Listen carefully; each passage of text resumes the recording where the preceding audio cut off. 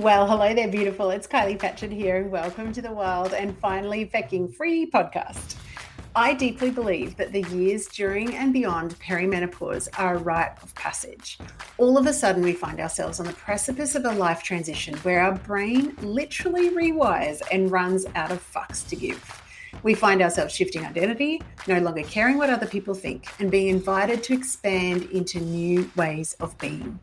Here, we share the real and raw stories from women who've been through deep midlife metamorphosis, taken a leap of faith, or broken the ties that bind us in patterns of staying small, stuck, and like our needs just don't matter. This is the midlife medicine you didn't even know you needed. Stories full of joy, despair, freedom, courage, and deep self-honoring. I am so glad you found us. Welcome.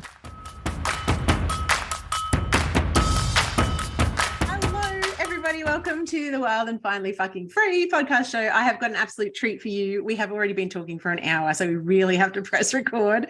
I am introducing you to the beautiful Kat Marshall. Hello, Kat. How are you? Oh, it's a pleasure to be here. I can't tell you how happy I am and how happy this makes my soul to be talking to you today.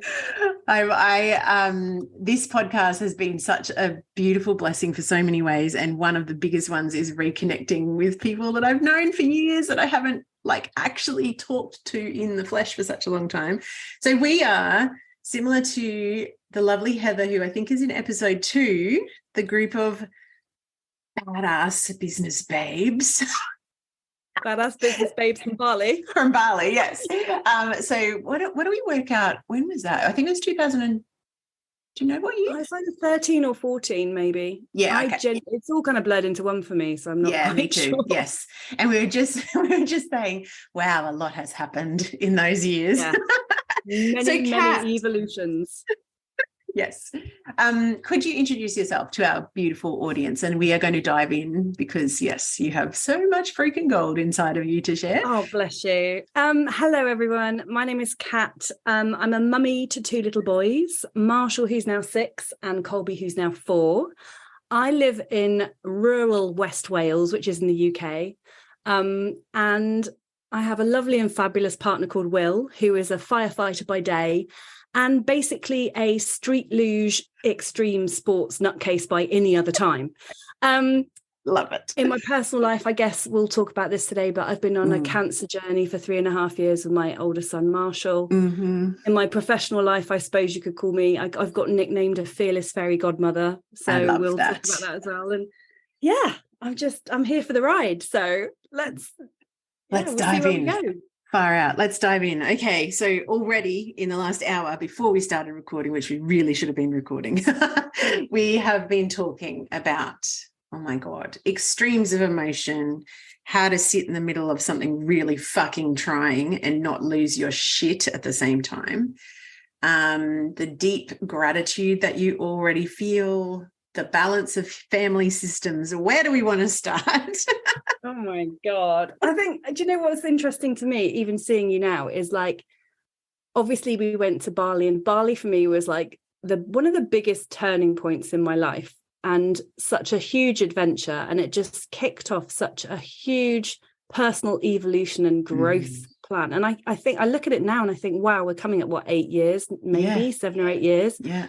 And in that time, so much has changed, so much has shifted. And I would not even recognize the woman I was when I met you. No. I think if we went back to the room, it would be absolutely fascinating to sit as a fly on the wall and watch us as we were then. I think it would be just my brain may explode if we did that. I've just got this really clear vision. Do you remember? So we were on retreat with Natalie McNeil, and we were in a business mastermind, and we went to Bali. And where we were, do you remember the platform? You had to walk down the hill from the resort, and there's this beautiful big platform made of bamboo, jungle all around, and we're sitting in circle, and we'd just done a meditation of some description, and we were all going around the circle sharing, what it is that we were wanting to create in our businesses and everything. And I think that you are absolutely correct. If I could go back to be a fly on the wall, do you know what I would actually probably be thinking is, oh, Kylie, it can be way more delicious than that. I feel Yeah, I feel like that's the biggest thing. So at that stage, though, you were in a completely okay. Let's catalog it. Different business, different relationship, no kids, hadn't been through the cancer journey, completely different stage of life. So let's start there. What happened? Bali that was cat. awesome.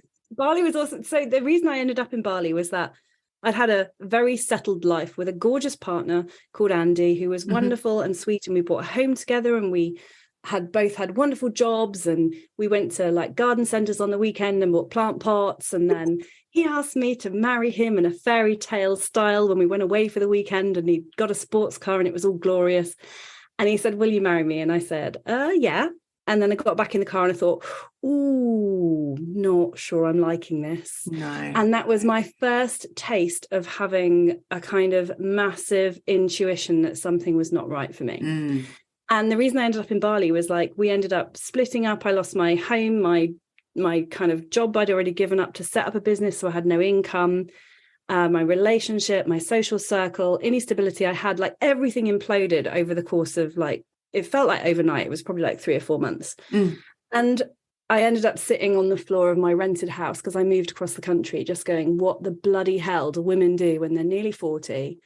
They've lost everything they'd worked for in their lives that they thought was going to make them happy. Like all the boxes, I got it freaking ticked. You know, I got it all ticked. Like everyone said to me, like, oh my God, you're so sorted. You've got life fucking sorted. Like, this is great. And I gave it for how you were feeling. Except how I was feeling inside. Yeah. And it wasn't that anything, what was striking to me now, it wasn't that anything was actually wrong. So I couldn't say to you, I didn't love my partner. He wasn't lovely. I didn't have a nice home. I didn't have a nice job. I didn't have, like, everything was okay. But it was just this sense that this was not where I was supposed to be. It's not what I wanted for me, for the rest of my life. It was so uncomfortable for that reason. So when I walked away, people were like, oh my God, like, what? What are you doing? And so when I ended up in that rented place, like sitting on the floor, I literally was kind of Googling, like, what do women do when they're nearly 40 and they don't have kids and they've lost their life and all the stuff. Is there a Google answer to that? Yeah, literally, Natalie McNeil's retreat, apparently. So literally, that's how I ended up there, because I was like, shit, this is what I need to sort my life out. This is going to make or break me. Yeah, this is the thing. And I didn't have the money to go, right? Yeah. So I literally sat there and I was like, I'll make a deal with myself. I'll get a 0% credit card out. If I get the credit card, I'll go to Bali, like whatever it takes. And literally, I kind of applied and it went, ding, you've been accepted. I thought, oh my God, I'm going to Bali. Like, and it, baby.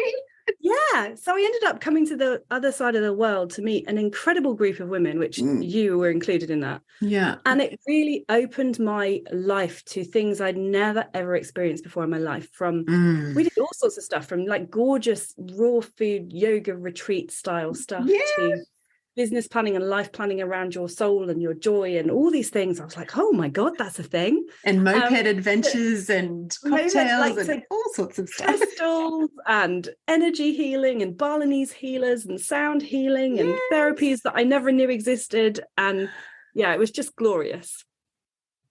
So funny. I went back to Bali with my family just before COVID hit, thank God. We actually went in September 2019. And I took my youngest daughter and my husband, not into any, like, you know, none of that. Not that they're not into it. It's just they're not there. It's not their thing. Yeah, whereas my older daughter, Abby, and I totally, like, we booked into, I call it the Witches Circle on Thursday night this week to release this year. I'm so there for the Witches Circle. Me too. Takes us 3 hours to get there, but that's okay. That's fine. It's worth it. And but yeah, I took her back to the yoga barn and did the sound healing that we did with Nepalese monks, Tibetan monks. I can't remember. One of those. I can't remember. Amazing. And she had just such a, like, you know how trippy it is to be sitting, because you like sit there. I think it's like a 3 hour and you're not allowed to speak, and you don't, like, when we went back, because when we were in Bali, phones weren't such a big thing, whereas this time, 2019, everyone had a freaking phone, and they were actually taking phones off people as they go up the stairs and everything, so up to the beautiful platform.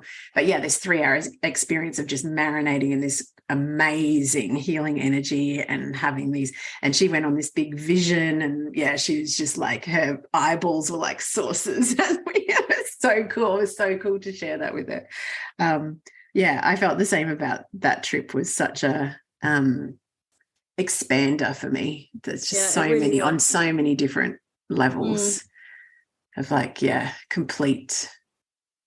completely challenged what I thought was possible. So what happened when you said, because actually just coming back to like you're ticking all the boxes and you still have that really strong intuition. Thank God you listened, because you have this most magical, you've met someone who is amazing. I feel like he should have I want Will to take a photo with like his hands on his hips and a hero's cape.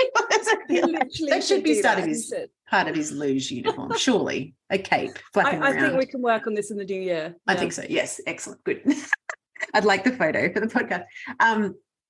So this is something that I really want to bring out, though. When people look from externally at our lives and go, oh, you've got it all sorted.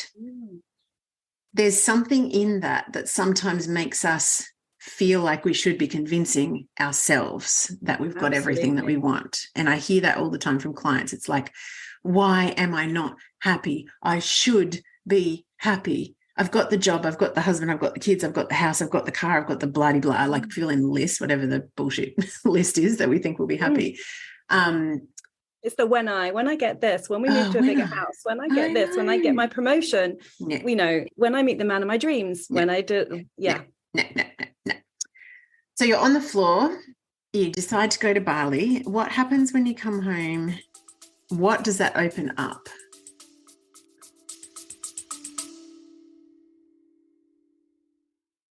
Hey gorgeous, we interrupt this gold for a delicious invitation.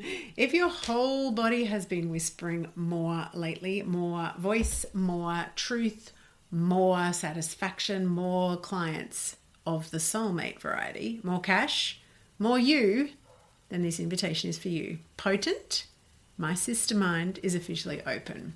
This is my high touch, holy fuck, I'm ready sister mind for rebels in good girl clothing who are done outsourcing their power and diluting their magic to fit into someone else's business formula.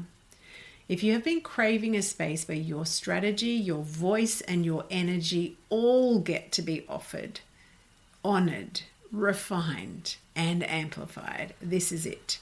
Inside of Potent, you'll get my eyes on your business every single week, copy mentoring, and that is for brand copy and content storytelling that turns your truth into client catnip, energetic recalibration that helps you unhook old learned limitation patterns, keeping you quiet, not being seen, not being heard, real-time, high-touch, one-on-one coaching that actually sees the bigness of your vision, and the kind of sisterhood that does not flinch when you show up in your full, messy, brilliant, phoenix rising from the ashes glory. This isn't surface level support. It's deep, potent, paradigm shifting work that changes who you are as a woman in business and a woman in life. We start in August. Early open access is open right now. For the month of June 2025, inside of this early access open doors period, you will receive juicy bonuses, extended payment plans, and access immediately to my entire library of storytelling gold. You'll find all the juicy details at kyliepatchett.com/potent. And we fill spaces, and there's only 10 of them, and more than likely only 5 by the time you listen to this, because by that time I will have offered them to the existing cohort, the beautiful original OG circle. We do actually take applications on a first come, first served basis. So come and apply, and let's get back to the magic of the episode.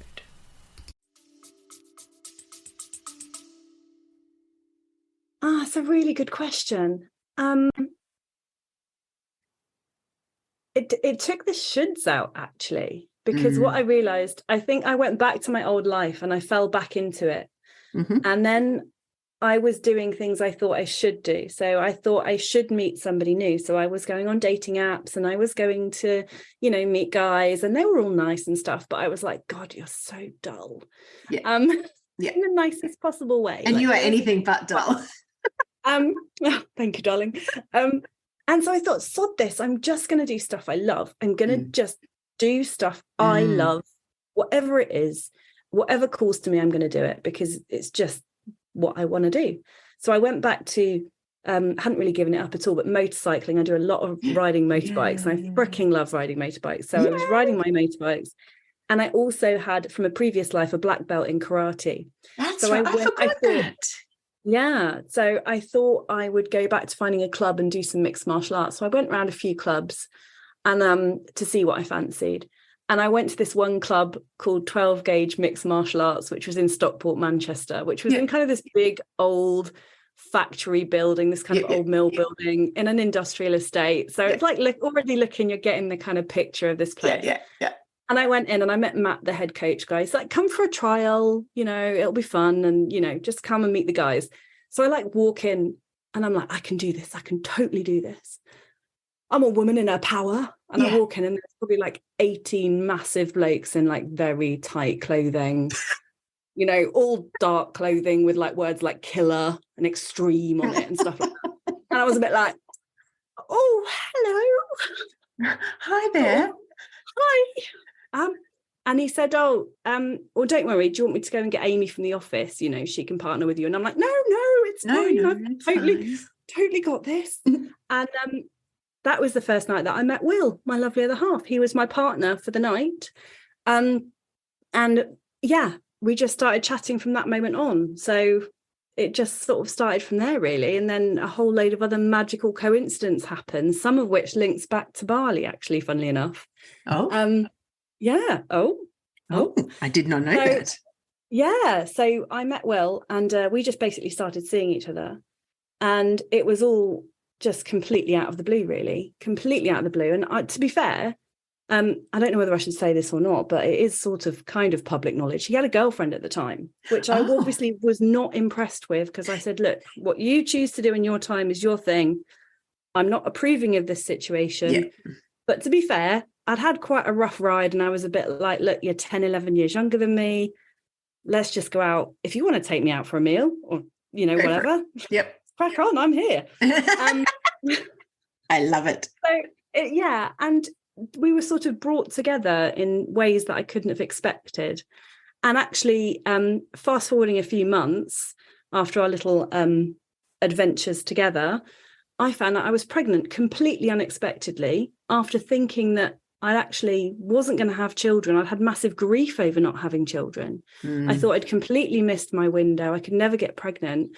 Met this guy, had a kind of one-off circumstance and found out I was pregnant. And then the day I found out I was pregnant, it was 12 months to the day that I was given the silver prayer ring to Lakshmi, goddess of abundance and fertility in Bali, which was gifted to me by Natalie. So I had this weird thing in my brain going there's something weird about this. And looking at the dates and stuff. And I was like, oh my God, it was 12 months to the day where I was given that prayer ring. Wow. So that kind of started cementing some of those beautiful life coincidences that are not coincidences. Because as you probably know, there's no coincidences. There's just beautiful synchronicities in life when you start following your heart and your path and your intuition. And I found again and again and again over my journey that life must be lived forwards, but can only be understood looking backwards. Yeah, that's so true. So true. Oh my goodness. I absolutely love the fact that you, as a result of, and not with attachment to, as a result of choosing to do things just because you enjoy them, you go on a magical journey, meet Will, who should have a hero's cape. Let's face it. We're just going to, every time I see a picture of him, I'm just going to fill in the hero's cape. And you find out that you're pregnant with your beautiful son. Yep. Just, yeah. And I totally agree. There's no such thing as coincidences. There's universal winks and synchronicities. And when you give yourself permission. Yeah. One of the funniest things was I had to actually turn up and see my mum and dad and kind of fess up to the fact that I was nearly 40 and pregnant, and I'd met this guy that they didn't know. And my sister said, "Oh, that's great. What's his second name?" And I was like, he worked in his school and his actual Facebook name wasn't his real name, sort of just protect his identity from the kids. So I always knew him as William Thomas, but I knew that wasn't his real name. And so I was kind of like, so I've met this guy, and I'm thinking, it took me right back to kind of fessing up to your parents, in those teenage years. But actually it was great. My mum and dad met him, and my mum just was like, oh, I think she said something to me like, "Oh my God," she's like, "You've met the loon for you, he's literally as nutty as you are. Like, this is a match made in heaven." So it was lovely. It was beautiful. You should make a t-shirt that says that. This is my loon. And then he should have one with an arrow pointing the other way. I love it. I love it. Oh my goodness. All right. So what unfolds from there? First of all, you shifted from a relationship that felt like it should have ticked all the boxes. I love the fact that you were doing the gardening thing too, because I feel like that is like such a, that's what you do when you settle down. You start going to Bunnings, Australian Bunnings, I don't know whether that, but the hardware store, and you buy plants and you interior decorate. You settle down and you be sensible. Meanwhile, should we buy some new crockery for the kitchen? Exactly. I've been looking at some plates. Or linen. I love linen. Okay, so you find out you're pregnant. What happens next? I feel like this is a choose your own adventure. That actually kind of threw like a rather large bomb into my life, actually, as it would for anybody at any time, I'm sure. But for me, I'd actually been building a business with a business partner since Andy and I split up. So we'd been working together, and that was the time I met you. And I had to leave the business. I couldn't continue working in it. We literally, at that point, I'd gone a little bit crazy on my kind of single life, not expecting to have any responsibilities. Yes. So I had some credit cards, and I had no actual income, and I'd sort of blown all my savings, and I'd done some crazy financial maneuvers. Yep. So I ended up with Will going, "Oh God, like, actually, you work in a school that doesn't pay a whole lot of money. I've now got no income, no security, no job. I'm pregnant. Like, we can't even afford the rent in the house that I'm renting. What are we going to do?" And he was a bit like, "Don't worry, I'm going to make this work." So he applied all over the UK for the fire service, actually, because he wanted to become a firefighter. Yes. And it was kind of circumstance and universe that brought us to where we are now, because our baby was 8 weeks old at that point, and he got a phone call and they said, "Well, there's a place at firefighter training school, but you've basically got to come now." Like, that's it. Yeah. So we took it. And it was a really interesting, it's another life lesson, I think, from there. Because it was the fear versus love thing for me, because I was in such fear of like, but we could go anywhere in the UK. You might have to be away forever. What if we don't like it? At least where we are, we know where we are, where we live, that you've got a job. Like, the fear was so massive for me. It just took over. And I don't know where it came from, but I kind of had this nudge to kind of just like trust that it's going to be okay. Go with the love of it. It will be all right. And so we started on this adventure, and that's how we ended up in Wales, in the beautiful rural countryside of West Wales, at the kind of Pembrokeshire coast, which is genuinely really a very stunning part of the UK. Sounds beautiful. So it wasn't completely smooth sailing from there, but we made it here. So and well, actually, I've just realized we haven't recorded this. So you tell me what you did. I think it was when Marshall was really young, with the recording that you were talking about with Will, about where you're going to live. I did. Yeah. Let's talk about that, because that's really interesting. So we had I just started obviously seeing into these and feeling into these kind of, I didn't know what they were at the time. They were just feelings to me, but kind of strong feelings, intuitive nudges, whatever you want to call them, that I had to do certain things or feel certain things, or there was one, so we've manifested magically 2 houses now. In the first one, like, I was so desperate. We basically spent 4 months apart, and I thought that was our kind of time when he was at training school. And then after 4 months, we'd be able to move back together, and it would be smooth sailing, and our family could be back together with our new baby, and magic would ensue. And it wasn't like that. Like, every single month we were waiting to be told where he was going to be placed. And every single month it came and went, and they said, no, you can't move yet. Don't move your family. And I was like staying with a baby in a car. I was living at my mum and dad's house, his mum and dad's house, Airbnbs. I was traveling every 4 days. And it ended up being a year that we were doing that for. I was basically a homeless traveling hobo with a baby for a year. And it was hell on toast. Yeah. I was completely isolated from anyone, any support really in the motherhood sense. And it was so painfully isolating. And it was, we ended up basically, I was looking for a house. Nothing was coming up. And I got so peed off. Like, I was driving to see Will, and I was just like, okay, something's got to give. Yeah, I'm done. I am so fucking done. I can't even tell you right now. I'm like in my car, grabbing hold of the steering wheel, like looking up at the sky. Marshall's asleep in the car seat. And I'm like, okay, this is fucking it, universe. Something needs to change, and it needs to change now, because I'm at the end. So you better give me some massive sign within the next 24 hours that something is going to change. Something is going to happen. We're going to be able to move together, because like, I am done. Yep. And I was crying, and there was tears pouring down my face. I must have looked a right state to anybody driving past. But so I didn't really expect anything to change or anything to happen. Yeah. And then the next day, after waiting what was like a year by that point, Will got a phone call, like saying, we've had a staffing meeting this morning, and we can't tell you officially, you're not going to get a letter yet, but you're all right to move. Like, this is where your family's going to be. And I was like, holy crap, okay, we can do it. We can move. We can find a house. So I was still looking for a house, couldn't get one. And Will just said, like, back off, it'll be fine, chill out about it, stop looking, whatever's meant to happen will happen. Right. And I was so desperate to move, but I was like, okay, fine, whatever. And in the middle of the night, this message came into my brain. It was almost like a voice that wasn't mine, but it popped in, and it was like, just look on the internet now. And I like woke up going, what the flipping heck was that? Like, right now, it's like right now in the dark. I've got a baby sleeping next to me. I'm grabbing for my phone, trying to put the light on and put the passcode in. And I looked at this little house on like this property website, and I was like, that's our house. That's where we have to live. That's it. I don't know why I felt like that.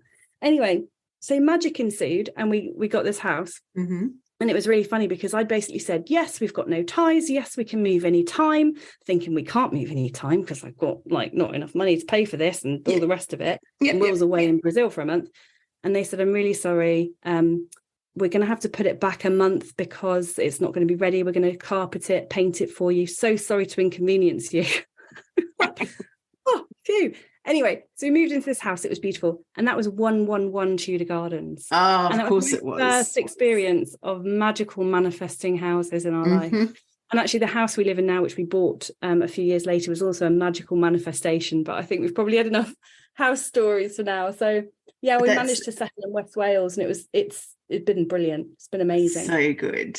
There's so many things. There's so many examples of following your heart. Like, even Will's desire to be a firefighter. And I remember, we've been connected on Facebook for the whole time that we haven't actually physically spoken to one another. And seeing from an observer, like, so Will's got into the fire service, but now he's training. So you've got a baby in the, and like seeing that, and just like, I don't know, it's easy as an observer to always be sitting in that place of like, it's all going to work out, because it always does work out.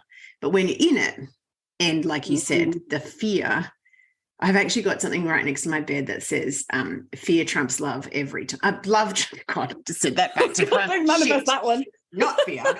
Love trumps fear always. And it's always like, okay, so if I'm in a place where I'm telling myself a story that's really not feeling good, it's like, is this coming from fear? Is this coming from love? Oh, fuck. Okay, fear again. All right. So what would One of love the big say? What would your questions. higher self say? What would be that really deep and true and clear knowing that comes from that deep place inside of me, not my brain trying to tell me it's not going to work out, and you're in, because your brain is totally trained to just look for shit that's not going to work to keep you safe from it, right? Yeah. Okay, so what happens next? So you alluded to the fact that you've been going through this cancer journey, which would be very, very easy to say, deeply traumatic and horrible. And of course, honoring that it has been absolutely at times. But where do you find yourself now? I know that you're at a different transition point in that journey, but what's that journey shown you about living from your heart? So it's what we've talked about a lot actually this evening. So one of the biggest things that has come out of this journey for me, having had two boys that I've never been in hospital my whole life, like hospital is a foreign place to me. And then both my boys have been through massive hospital time. Like, so we had Colby, he had congenital pneumonia and suspected sepsis when he was 2 days old. Then he was 2 weeks old. Marshall had an abscess on his leg, and that was like totally random. And then Colby was 8 weeks old. He had suspected meningitis and then nearly died of an anaphylactic shock in hospital. Then Will was in hospital for something else. And literally we'd had all this hospital time. And I thought, it's the three things with the boys. We're so done. Like, we can get out of this. And then Marshall's started getting iller and iller and iller. And he got diagnosed with cancer. And that was just after his 3rd birthday. And when I look back at the journey that we've been on, there's been a few magical things that have kept me, been really good at guiding me through this journey, if that makes sense. So the first one we talked about tonight is gratitude, like massive, freaking extreme gratitude for even the smallest of things. Yeah. And I remember when we first got diagnosed, we were in hospital and we were sat on the bed and it was just chaos. We'd moved from one hospital to another hospital to another hospital, been transferred to this big hospital, admitted to the peds oncology ward, and my brain was all over the place. And this lovely nurse popped her head round the door. She was like, hello. And she just offered me like a cup of tea. And I was like, oh my God, that'd be so nice. Like, thank you so much. And she came back with this incredibly hot, steaming mug of tea, which sounds ridiculous. But in hospitals, I was so used to having these crappy, flexible, disposable cups and that lukewarm, are just either too hot or not even warm. Yep.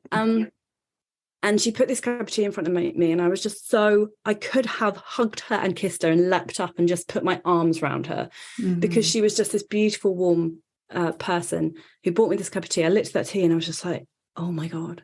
And she's like, sometimes there's nothing better than a proper cup of tea. And I was just like, oh. And it was just the gratitude for the smallest of moments, whether it's like a sick bowl being in the room already, or a play therapist being there for me to have a shower, or a parking space. So I use parking angels a lot. Like, me too. Asking your parking angels to sort your parking out of the hospital before you get there, all of that stuff, the magic of the littleness, the little things. And the other thing is it's been a real evolution of my spiritual journey and awakening, I think. So my powers of intuition and knowing what's right for me and knowing how to guide us through this have been one of the biggest lessons, because I see so many people through this journey looking for answers external to themselves, for their child. And yes, we have consultants, and yes, we have nurses and doctors and support and advice and all those things. But at the end of the day, whatever those people say, it has to be what's right for you and your family. If you feel that there's something not right, you need to go down that road. If you feel that you need to do something for your child that is maybe against medical protocol, but you think it's the right thing for them, then for me, you need to go down that road. Absolutely. So it's following that absolute intuition you have, because if you follow that intuition for your life, your heart-led calling, you can't ever make a mistake. There's no regrets, there's no guilt, there's no fear, because you're doing what's right for you. You're doing what's right for you, right for your family, you know, for your child. And so that's been a massive, massive, massive part of our journey. It's such a gift, isn't it? Because I feel like I mean, you're speaking my language. I will be constantly saying the answers aren't outside of yourself. Come back home. Come home to your heart. Come home to your gut instinct. Come home to the knowing that you have. Come home, come home. And so many people say, oh, but I don't have that intuition. I don't have that gut. I don't have it. And it's like, just because you aren't listening, it's all right. You can train yourself. And I think that I feel very strongly for my own life that all of the testing points, they force you to find a way to do that. Or that, no, they don't force you, because you could always say no, but there's an invitation. Yeah, absolutely. There's an invitation. And the magic is that once you start believing, because when you come down to it, you're still the decider of what you believe to be true. So when you actually start believing that your intuition knows best, and you believe that you can't get anything wrong, and you believe that your heart won't lead you astray, that is what you create. So you step more and more into that. And I think it's like a muscle. It's like, sorry, I'm distracted because my dogs are barking. I feel like it's like a muscle. And once you start living into that and just taking those, because we talk about these big leaps of faith, but I really strongly feel that, yes, there is big leaps of faith. And I definitely have made a lot of them in the last 6 months.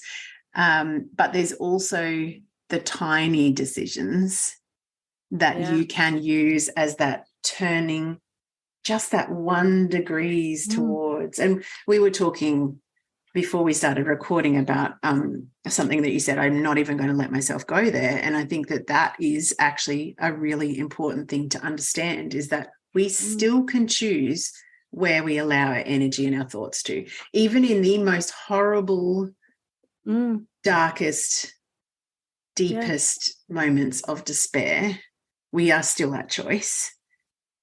And there's still an invitation to trust yourself and trust your heart. And the more you do it, the more you give yourself evidence that you can do it, the more it becomes your reality. So it's like that ladder, isn't it? Can you share, because I know that now in your professional capacity, like, you know, your old business that you used to have with your partner was a very different business to what you do now. And one of the things that I hear, like, I just imagine when a client is sitting with you, how much you can hold space for the fact that it doesn't matter how much pain you're in, it doesn't matter how awful this feels, or it doesn't matter how discontent you feel, there's always a way of leading yourself away from there, or not away from there, but leading yourself towards what you would actually like to feel. So can you talk about what you actually help women to do now? So again, this was like a beautiful life coincidence that wasn't a coincidence at all. So I actually was looking, when Colby was a baby, I'd come across this woman called Natasha Bray, and I knew she was doing like this magical hypnotherapy that helped women in business. And I was like, oh, maybe I need to do that. I want to do it. And again, she then started developing heart healing, this amazing technique. And I just was like, I just felt like, oh my God, I have to be part of this. So my journey of healing and kind of evolution, I'd done lots of different things, but I was so drawn to this magical heart healing. And that's what I do now. I help women basically expand everything from their intuition to where they are, to their hearts, and be able to receive the most incredible magic in their lives. So whether it's peace in their heart or true abundance, and I mean that in terms of everything, their wealth, their health, their lives, their relationship, because a lot of times we don't even realize, like, we follow these things that we think we should have, like we've been talking about, but we, through all our wounds, stuff that's hurt us through our life, we close our heart off to actually being open to receive all these things. Yep, absolutely. And so literally I'm there, you know, because we talked a lot about intuition, but if you've had a lot of wounding around trust issues, you're not going to trust yourself, you're not going to trust others, and you're not going to, even if you listen to your intuition, you're not going to trust what comes through. So then that's another way we kind of self-sabotage, because we're like, well, that can't be true, or I'm not going to listen to myself say that. Yeah, absolutely. So it's healing the kind of hidden wounds of the heart to give us that absolute awakening to our own love, self-worth, self-trust, acceptance of ourself, where we are, who we are right now, right here, so that we can be open to basically using the magic of the freaking universe, because there is so much of it out there. Right. And it's really unlocking that, because I truly believe we're all here. We have soul gifts. We have a soul purpose here. And whether that is building a community garden and getting people involved in growing their own veg, or running the most incredible business that transforms women's lives around the world, it doesn't actually matter what it is, but we all have that within us. We all have that soul purpose, that intuition-led feeling. And it's I feel at the moment we're at a tipping point where so many people are awakening to that. They're kind of catching on to this kind of I know there's something out there, but I don't really know what it is, but I don't really know how to get it. Yeah, absolutely. So it feels like a powerful shift at the moment in the world. Yeah, I definitely feel there's a big difference between the last time I was in business and now. It feels very, and I don't know whether, is it the pandemic? Is it the interruption of some of the biggest kind of boxes that we've all been taught that we need to be in, some of the corporate breakdowns and the people being able to work back at home rather than be all of those shifts that's gone on. Maybe that's part of it. I don't know. Maybe we're just in a time of greater awakening. I know there'd be lots of people with that sort of frame of reference, but whatever it is, it feels very exciting to be on the wave of that, because I'm what fucking magic could we actually have in this world if everyone just gave themselves permission to do what they really wanted to do? Yeah. And to live from that heart-led space, doing what's right for them, whether it comes to their lives, their choices, their jobs, their partners, life choices, how they spend their time, what they do, how they help other people, it would just be incredible. Such a gift. What do you look back on now? So just say you could go back to your Bali self. And I know we would never choose to anyway, because we've evolved the way that we evolved. But just let's try this on for size. If you could go back to Kat of 2000 and whatever that was, 14, 13, whatever it was, what would you say about what was possible for you now that you've lived into this time? That's such an interesting question, because I don't even think my 2013, 2014 self would have got anything that I was saying to myself. Does that make sense?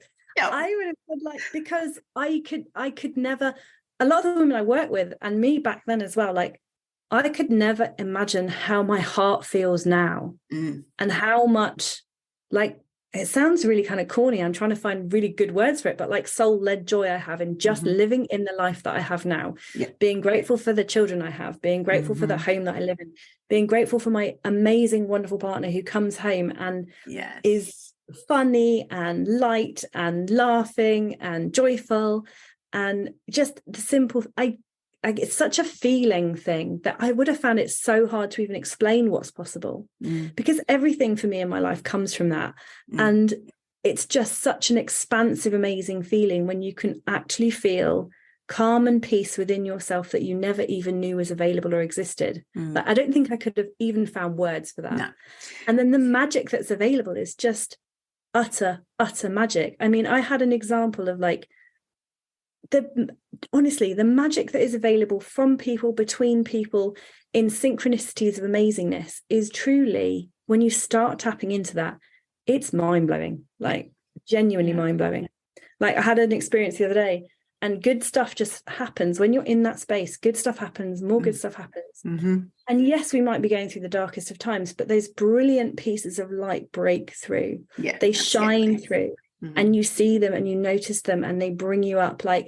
When Marshall finished chemotherapy a few weeks ago, I actually had booked myself a weekend away, Friday, Saturday, Sunday on a retreat, because I was I need to go away. Need space, Get in a freaking yurt. Yeah. You know, it's been 3.5 fucking hard years. Yeah. Yeah, like I need 3 days. I was like, Will has to have the boys. I'm going away. And I was running around on the Friday afternoon trying to get ready and leave and all that stuff. And I thought, I've got to go to the bloody supermarket to get them some food because it's boys. He won't have done any shopping. I'll go running to like the supermarket. Got some snacks, got some this. I thought, and it's like a non-drinking weekend, but they said on Saturday night we might have a toast, right? So I was like, freaking gonna get some prosecco or something. And I'll take it. If I drink it, I drink it. If I don't, I don't. And I went and I was like, darling, I am much more of a champagne level girl. Like, it's champagne time. I was gonna say prosecco. Like, come on, this is like, I'm totally freaking deserving champagne. I'm gonna go all out. I'm gonna get some pink champagne. Gorgeous, gorgeous, gorgeous. Like and this is how like my messages and intuition and stuff works. So for me, I'm like at the checkouts, you kind of do that checkout thing where you're like, oh, that line's moving quicker. And I'm thinking, I'm under a time pressure. Like I've really got to get it going. But and like had this thing like stay in this line, stay in this line. So I'm like, okay, I'll stay in this line. I don't know why. It's just kind of words and feelings that arrive in my brain somehow from somewhere, whether it's me, whether it's an outside source, who knows. Got to the checkout and I saw this lady and she like, oh, is the champagne for anything nice? And I'm like thinking, God, do I go into the fact that my kid's been on do I go down that track? Like it's a bit of a heavy checkout conversation, isn't it? And I just gave her like a real quick summary and I said, oh, my son's just finished chemotherapy, like he's 6 and we've just come to the end of this big journey. Honestly, her face, she was just like, we started talking about it. She just said, oh my God. And then she started explaining, she said, I lost my child, really early on. We had this whole freaking moment at the checkout. Wow. It was kind of healing for me and healing for her. And then she was like, wait there. And she was going through everything in her desk, in her drawers like that. She's like, I'm paying for your champagne. Like, so she got her card out. She paid for my champagne. Bless her. Which I just couldn't even believe. So it's daily bits of magic that are available everyone. And that I mean, I'm actually going to take a letter into the supermarket at Christmas and find her and just say how much that impacted me. But there's magic available everywhere and it's like tapping into it. Absolutely. So much magic and so much. What I am feeling very strongly at the moment is that there's the moments of connection. So I've always one of the stories that I've definitely shifted through quite considerably lately is that there's I'm an only child. I've been caring for people in my family for quite a long time. And I've had this idea that I have to do it all by myself, that I must be independent. I can't ask anyone for help. Can't rely on anyone, which is so fucking ridiculous because I've been married to this most beautiful human it was his birthday just recently and I was like 23 years almost married, 27 years together. Oh my God, isn't that crazy? We met just after I turned 21. Beautiful, beautiful men I can always rely on, but I still have a story that I have to do it all by myself. And there's just been so much as I've been healing that story and really consciously working on it, because I'm like, that is not for my highest good. I want to feel connected. I want to feel supported. I want to feel that I'm both offering and receiving support. I've had all of these magical moments where I've just had that human to human connection. I had this beautiful moment with a lady. My stepdad's in hospital at the moment, and one of the nurses, I think she probably saw me comforting my mum and I sent her home because she wasn't coping. This lady came over and took the time to actually go, so how are you doing? I noticed that you're propping everyone else up. And I was like, just that, it was like maybe a 2-minute conversation, but that deep connection of like, I see you, I'm offering support to you. And I feel like when you do have that frame of reference of not being able to receive support, or I have to be the strong one, or I have to be the coper, you're literally cutting yourself off from all the support that you can possibly, because you just don't see it. Like, you're not filtering for it. And I think when I hear you say there's so much magic in the world, there's always been so much magic in the world. It's just that you're noticing because your filter is, I expect magic. That's, magic is my natural state, or, whatever. And I think there's another thing that's coming to my mind is like, being able to me, the way we receive one thing is the way we receive everything. So when you're talking about, true abundance, it is not just the money, it's receiving everything. How much capacity for actually feeling good, feeling joy, feeling magic, feeling supported, feeling whatever that core, desired thing that we think the list is going to give us, like coming back to the list, oh, the list will make me happy. No, it fucking well won't. The list is not going to make you happy. You know what? It's so funny you say that. Like literally at that time in my life, I wrote a list that was like things that would make happy changes in Kat's life, like buy 27 pairs of shoeboxes for my amazing shoe collection. Like I thought that was going to freaking do it. Oh, so funny. What I want to ask, it keeps popping into my head. What, through your journey with the type of healing that you've learned and now the type of healing that you offer other people, what are some of the big things that you have been able to step through or heal in yourself that have helped you to see more magic? Oh, super.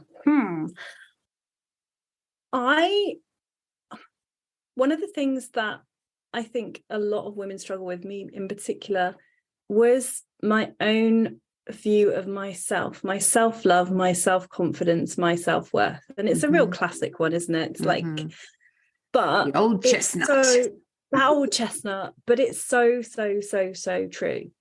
My levels of kind of even enoughness, like knowing that I'm enough, I suppose when I came to Bali or even before that time, were basically rock bottom. And I had such an outwardly confident persona that nobody would ever believe that my inside story was completely the opposite. And I was so horrible to myself, and nothing was ever good enough. I was never meeting my own expectations. I could never let myself off the hook for anything. Like I was always, if I'd put on a bit of weight, it was like the end of the world. I just felt in so many ways so down on myself. And my self-love has come through in such a massive way now, and it just shines out, and I'm just so okay with every single bit of me.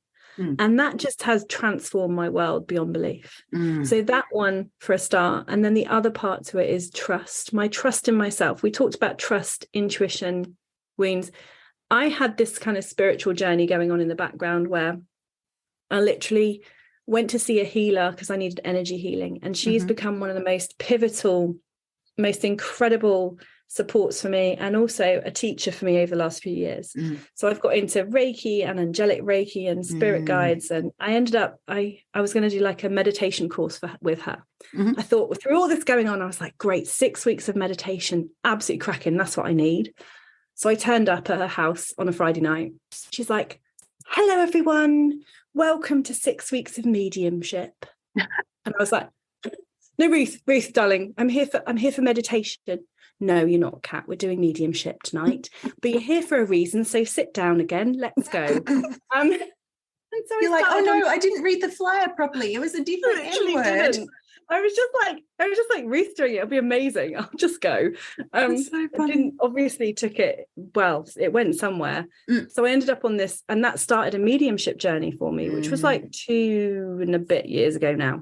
Wow. And so that's expanded this whole other thing. So, but part of what's come through with that is trust in yourself, trust in your intuition, trust in the messages you get.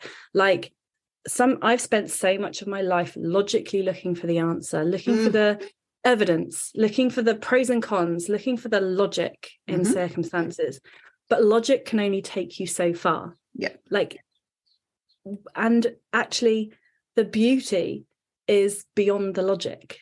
The magic is beyond the logic. That's what I was going to say. Logic to me, because I'm very much relating, because as a scientist, left-brained trained medical scientist, there's only things that you can perceive and measure with your 5 senses that exist. Like that's the frame of science, right? If you can't test it, you can't hypothesize about it, you can't prove it to be true or not true, it doesn't exist, right? And my biggest understanding now is there is no logic to the magic in this universe. Absolutely. Every time you choose to believe that you're being, I've actually got one of my anchor affirmations here is a really, really, I love it at the moment. I'm delighted by just how well supported I am, because it's just like that sense of delight and magic. And it's really hard to, I have the same feeling that you're saying about like the feeling. It's hard to put words into it, but when you swoon on all of the things that have just magically arrived, and like we were talking before, I'm really, really feeling into, I'm actually living in the ideal day exercise that, you know, when you have those sort of things. And I'm like, how is that even fucking possible? Like, I was only at a corporate job like 2 months ago. It's like, it's possible because I chose to believe it was possible. So I chose to be open to the magic. Whereas to me, logic sits in our brains, very much so. And our brain only has, like, you know, you go back to original mindset study that I did years and years ago. And the numbers have changed because I heard someone actually talking about this the other day, and I was like, oh, wow, that's ramped up since I did my training. But basically, no, literally, like, we are receiving billions of pieces of information every second. See the information thing. Yeah. Yes. Yeah. But your brain can literally only, and it used to be 7 pieces of information, but now it's something different. Anyway, whatever. The whole point is your brain can only actually capture, notice, and make sense of the tiniest bit of that information. And so when we're talking about logic, we're using a brain that isn't even fucking seeing everything. Yeah. So how flawed is that? It's like, but because we've grown up in a society that very much values our heads as the decision makers, because we must think things through, not feel things through. And it's like, no, and that's the awakening. It's also just filtering on all the perceptions that we've had throughout our life and the experiences that we've built on. So what we that expect again is to be true. Yeah, exactly. This is what I keep on saying to clients. I've got this new way of explaining the conditioning that we receive as kids. It's like we all live in a snow globe, and you have a snow globe, and the things that are flapping around in there are the things that you have been taught to be true. And the thing about your brain is it's actually just looking for the same snow globe all the time. It's like what matches what I expect to be true. It's like, so that's why. It's one of the descriptions, actually, when I just became, I have to like say this because it sounds really amazing. Go for it. I just became a bestselling author, darling, which I'm really excited about. I know, exactly. I forgot about that. But one of the things I actually found that I wrote in my bio was I broke the mold of my own life. Yes. And I couldn't think of a better way of saying that, because I had created a mold for myself that I lived within. And in this whole process, it's like I've broken out of it and like smashed the snow globe. So good. And that is so freaking freeing. That just gives you a, like, and anything is possible. But on the converse side to that, the flip side, everything will always be okay. Yeah. No matter what happens. Absolutely. Yeah. And so it's this really weird sort of, what's the word? Paradox almost. Yeah. You're reminding me of 2 things. Oh, first of all, when you say breaking the mold, that makes me think of that Joe Dispenza book, Breaking the Habit of Being Yourself, which is exactly that. Yeah, it's the habit of being yourself. Like we're very ingrained in the habit of being ourselves. And the second thing, which has completely escaped my mind, what did you just say? No, I've lost my train of thought. Oh my God. This is important. Anyway, doesn't matter. Oh, yes, I know. Sorry. My dad has been very much with me at the moment. One of the things that he used to say was, it will all be, everything will always work out in the end. And if it hasn't worked out, it's not the end. And that's such a beautiful space to marinate in, because it's like everything always works out. Everything is always okay. And we were talking before about everything is always in balance. So with the high stakes of trauma, there's also the equal and opposite, power in the pain. There's always the light and shade, always that. Because there is, like, we can choose how we deal with our power and with our trauma and like with our pain, and how we get through that, and there is so much amazing healing going on in the world. There are so many amazing modalities and amazing people doing incredible work. No matter what you have been through in your life, and I am talking like serious stuff, there is the potential for healing if you are willing to go on that journey. Absolutely, completely and utterly. I completely believe 100%, 100%. And I always used to, like we talked about, I was always used to sort of believe, like, I'd be in the kind of, why can't everybody just be happy and light and hold hands and love each other? Like, I still really want that at some level. But I now understand that there's the lightness and the darkness, and one can't exist without the other. And just because from the outside it looks like people have got it together and they've got the most amazing lives, what you said earlier, you have no idea what's happening on the inside. No. But equally, those people who do have it together and are those heart-led, amazing, incredible people who've developed, that didn't happen overnight. They didn't just wake up and go, oh my God, I'm just going to be this most amazing person and open my heart and tomorrow my life will be different. No. It's a freaking journey that you don't give up on, that you keep going on, a path of expansion, continual expansion and growth that happens over years for me. Yeah. So I don't know what you think, but I'm sure your journey's been similar. Definitely. I think the older I get, the more I realize that the most important thing for me is to get into a good feeling place, no matter what actual external stuff is happening, just to find. And sometimes, like when I woke up this morning, the best feeling place that I could find myself in is stable. Yeah. You know, usually it's like magnificent, spectacular, shining, radiant, vital, blah, blah, blah. And some days it's not. But I still am choosing, you're still choosing. Let's talk about your book. I am very excited. Congratulations. Nice. Oh I've got to remember what the title is now, darling. You put me on the spot. Yeah. I will be able to put it in the show notes if you can't remember. No, it's all good. I've got tons here. I'm having one of those perimenopause moments, I know. God, we haven't even talked about perimenopause. We'll have to do a take two. Take two. Oh dear. Actually, totally honoring the fact that you've gone through something really, really, really, really, really trying at the same time as being in perimenopause, because yes, having just done my yoga for the stages of menopause training over the last 2 weekends, one of the things that's become really, really clear for me is the fact that when we start losing our estrogen, we also lose our protective tolerance to stress. That's actually one of the main things. Interesting. Yeah, that's one of the main things that estrogen does. So it gives you that buffer. And so when your estrogen starts dropping, or worse in perimenopause when it goes up and down, some days you can cope beautifully like your normal old self, and some days you're fucking losing your shit. That's very interesting to me. Knowledge. Thank you for sharing that. Oh my God. Yeah, that's just made so much sense in my brain. Like I have this year so much. Yeah. I mean, with all the other things that were going on, like we had the cancer journey, we have the hospitals, we had there's so much to that whole story. But equally, when Marshall was diagnosed, I had a baby and I'm breastfeeding the baby. We're up, doing the whole breastfeeding journey. I didn't know how long it was going to last, but that lasted until the end of last year. So I've only just come off a breastfeeding journey. I'm 45 now. And oh my God, it was like we stopped that and I thought, I'm going to get my body back, my life back. I'm so excited. Flipping heck, I may have had a few weeks off and then it was like, bam. Yeah. I had these massive hormonal things that were going on. Yep. I was just like, holy crap, from the frying pan to the fire.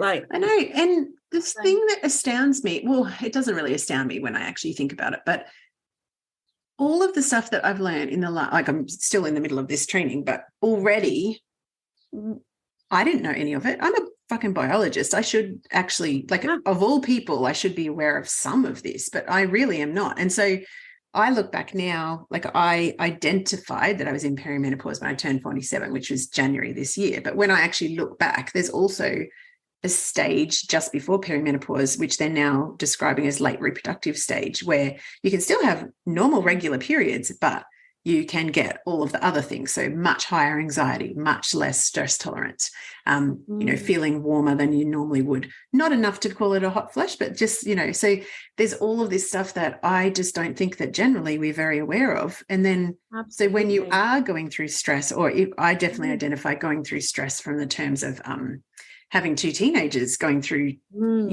that stage, and busting for independence at the same time that I can identify was in perimenopause. it's like, why do we not bloody know this? Yeah. Knowledge is power. I feel that so much this year. So much stuff's happened. And then I've found a massive shift this year. And I feel like I've got old overnight, literally. There's been a point where I've just I can do anything. And then I'm like, oh, I can't. My body is literally not doing that. I've got aches and pains that I've never had. I've got random periods happening. I've got my tolerance for the boys nonsense. Yes. Minimal. And actually it's very interesting that you said that, because sometimes I found that I'm a chilled, peace-loving earth mother who has all the capacity in the world for using amazing parenting skills. And recently I have been and I appreciate as well, we're coming through a very transitional time, the end of chemotherapy, the end of a 3.5-year journey. There's a whole lot of other stuff. Absolutely. But I felt in myself, hey, Kat, that's a bit random. Maybe you should have been able to handle that a bit better. But I haven't had it there. No. It's just not been there. No. So when you start actually, because one of the things that I didn't really understand was that, when you begin perimenopause, there's not this linear journey down to, when we get through to actual menopause, so a year after we stop bleeding for the last time, which is that day is called menopause. After that, I don't know whether it's actually on the day, but soon afterwards, you're down to about 3 to 4% of the progesterone and estrogen that you used to produce in your active reproductive years. If you have, this is all assuming normal cycles, et cetera, et cetera. But what happens in the meantime is that it's a downward trajectory, but you can have peaks of estrogen on the days when you're a chilled earth mother, or actually that's probably more so progesterone. So 2 things that I really love about this study is estrogen is I always imagine the girl with the high ponytail, high energy, able to juggle. Yeah, able to juggle. The runner with the ponytail. Yeah. Able to juggle, friendly, the kind of planning, organizer type of person. And progesterone is your kind aunt. So it's come here, have a cuddle.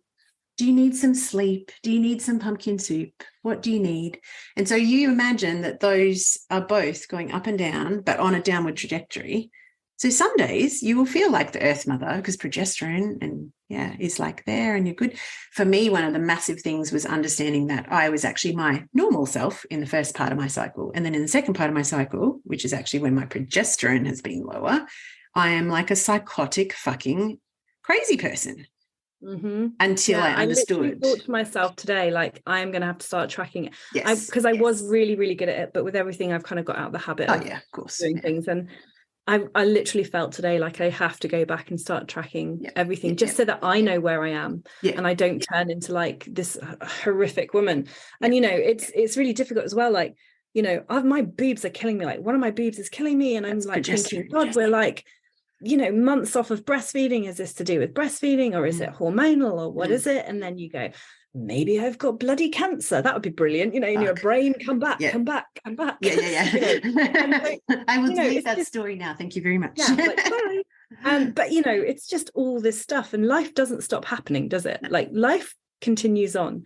So, I think one of the other lessons I've learned through the last few years, even the last 7 or 8 years, is that if you are following, let's say, what feels right, your intuition, your soul-led path, there's no time scale to it. Right? You might think there's a time scale. There isn't. Some things will happen really quickly. Some things will happen really slowly. Some things will arrive on a day, like you were saying about your beautiful, hang on a minute, I'm living that life it is today. Yeah. Holy crap. And what if you're moving in that direction consistently over time, no matter what happens, that's all you can do. Yeah. And I'm so grateful for actually having, I want to say, the grit and the determination to fill those spaces of time with the training, with the healing, with the power that I've had over the last few years, because it has culminated and you only see it years later. And I think I've managed to do that along this path as well. Yeah. And now look where I am personally, inside me,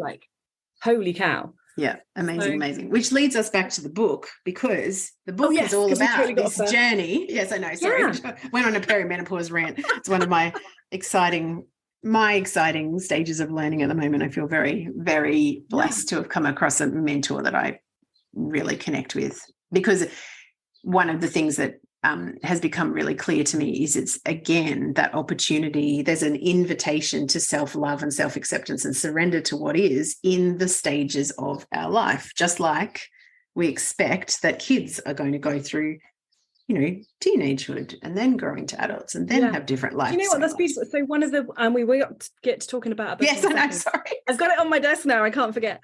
But I actually belong to, I don't know whether they're in Australia or not, I know they're in the UK and Europe. but I'm part of a group called Red Tent, which is just groups of women that get together, and it's like we hold space for each other, and we get together on a monthly basis. And we have a beautiful group of women, and from young ladies to kind of middle-aged ladies to older ladies, like the whole range. And one of our beautiful older ladies said to us, like, if you imagine, like, we had such an amazing community in previous times of womanhood, like, and before I wasn't like poo-pooing sisterhood or womanhood, but I was a bit like, yeah, whatever. A bit like what you were saying, I'm okay, I can do it on my own, like, I don't need that. Oh my God, the value of those circles now is like my life. Like the witchiness, the circles, the sisterhood, the value, the richness, the depth that they bring is beyond what I can imagine. Absolutely. And Barb, this lovely lady who I adore, just said, imagine what it would be like if we sat in circles of womanhood where we welcomed in like these times, where we passed on our knowledge, where we welcomed you to the crone stage or whatever it was, like how beautiful that would be, just to accept where you are and welcome that in a different way instead of fighting against it. Yeah, exactly. It's a natural part of our evolution and our path, and to be able to welcome that into our life is such a beautiful gift. Yeah, it's a rite of passage, and sitting at the feet of older women, the wisdom passing down, that is something that it's actually the beginning of starting a podcast about sharing stories of women, because I'm like, we all learn from each other. Every single time I speak to someone and record an interview, then I will, when we publish it, there'll be, text, DMs, whatever. Oh my God, that really hit home for me. And it's like, yes, because we learn by storytelling, we connect by storytelling,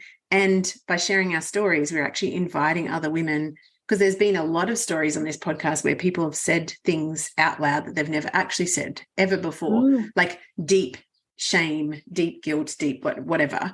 And it's like, it's through the sharing that you pull the shit into the light and go, actually, all of us have some of this in ourselves anyway. So there's just an invitation to own what's yours. And it's interesting, actually. One of my deep, do I feel shame around it? I don't think I do, but maybe I do. And it actually links back to this, is I think people have been expecting me to say, that's what I feel anyway, that our cancer journey with our son is one of the hardest things I've ever been through, right? Because people expect that is the hardest thing you'll ever been through. And I'm not going to say it was easier. It's been one of the most challenging times. I would never ever want it again. I would never ever wish it. But for me personally, one of the most challenging times of my entire life, bar none, was that first year of Marshall being a baby, where I was on my own, had no place to go home. Isolated. I was totally isolated. He was awake every 45 minutes through the night. He was up at 4 o'clock in the morning. I had no idea. I couldn't breastfeed him. He wouldn't calm. He wouldn't do anything. I tried everything. Honestly, that year of my life was probably the year from hell. And I look back now and I think I was so unsupported in that time, through sisterhood, through womanhood. And the difference in our cancer journey has been that I have been able to be, like you were saying earlier, open to receiving that support, wanting it, bringing it in, being open to it. And the difference is we've been through this horrifically challenging time that is beyond what most people will ever experience in their life. It's so hard to describe the inside of that journey. And yet I've never felt alone. I've never felt unsupported. I've never felt unloved through this whole time. Amazing. And I've always known that whatever's going to happen, it will be okay. Like we have a team of people behind us, and my sisterhood, my womanhood friends are just so there for that. And that's just so eternally grateful. Such a gift. Such a gift. Oh my goodness. All right, book. Let us go. Oh God, yeah, I've forgotten again. That it's like, I don't know, probably midnight already where you are. I'm so sorry to keep you awake. All right, let's go to the I've book. enjoyed every moment. So this is a beautiful book. Actually, again, this was a beautiful universe-inspired collaboration. And it is a story of 10 incredible women who share their empowering stories and spiritual tools to basically kind of support your own awakening journey. And it's about transforming life's challenges into courage and confidence. So, and it's beautiful. The women who have written in it are just incredible. And the book is called The Awakened Warrior Toolkit. And so it's actual it's a combination of stories, but each one of these women, including me, give their own tools, strategies, resources for other women to use. So Beautiful. it's a kind of like a beautifully a storybook that's actually useful. Yeah. That's amazing that you're using warrior that warrior has come to me this morning, because when I said when I woke up, the best feeling that I could anchor to was stable. And then as I went through meditation process, what I called in for myself is I'm a motherfucking warrior. And the reason why I can stand in this is because I am intimately connected to my strength and my groundedness through my self-trust and the trust in the universe and the trust that everything is happening as it should, even when it's painful and trying. So yes, thank you for gifting me that word again. Yeah, because we are warriors, actually. Absolutely. And we are women warriors of the world. Amazing, hey? Oh my goodness. All right. What is I want to say, what a question? journey, darling. I know. I feel like we've run a marathon of healing and realizations. I do feel like we could have definitely an episode 2. It's been an absolute delight to reconnect with you. Oh, so good. It's been beautiful. I can't even tell you. What comes to mind through this entire, let's say from Bali Cat to today Cat? Because I usually, actually I've forgotten the last few episodes, I'm just remembering now, but usually we close with the final question, which is, what does wild and finally fucking free mean to you? What comes up? So yeah, what is your sense of wildness or freedom that's come from this journey? Wow. Do you know what, when I like first hear that, and what my body does is just like, I can't even put it into words. It's like my heart is free.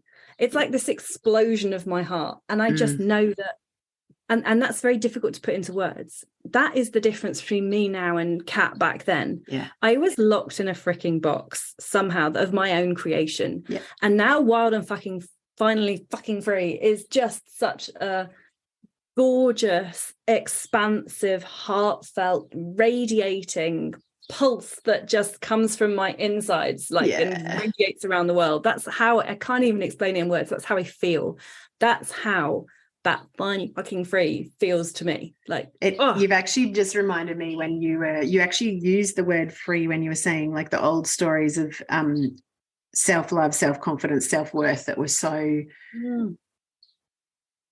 different to the outward, like you said, persona, and the freedom that comes from actually aligning how you feel on the inside to how you actually are in the world. Absolutely. What people see, there's a deep freedom in that, because it is so fucking exhausting to keep up the persona. Absolutely. When it's not actually the truth. Yeah. And I am so happy in myself now. I'm like, oh, I would happily do anything with anybody that I wanted to do now. Like whether it's literally going in naked and going swimming in the sea in December, which is freezing here. Yes. I'm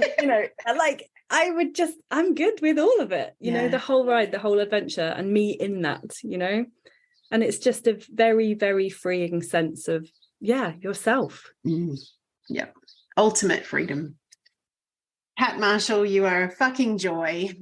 Everyone should go and get this book. We will link to Kat online as well in the show notes so that you can find the beautiful Kat. Do you want to say your website just for people that won't go to show notes but want to hear it? Yes, it is www.catmarshall.co. So .co. Yep, gotcha. And we will put that in the show notes.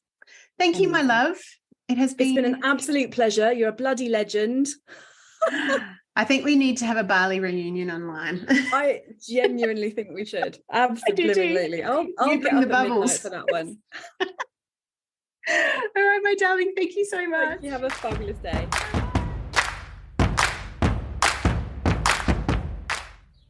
Well, there you have it, beautiful one. Another inspirational episode. And thank you so much to our guest from today for sharing their journey and leap of faith.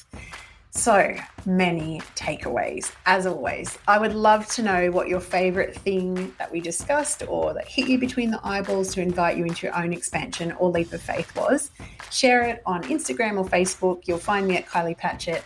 And I would love it and be so honored if you take the time to leave a review on any of your favorite podcast platforms about this show or the podcast in general. And finally, if you have someone in your life who is another midlife maven who may just need some reminding that she is a powerful, magnetic, amazing woman and that she absolutely deserves the life that she craves, please share us. Thank you so much, and we'll see you next time.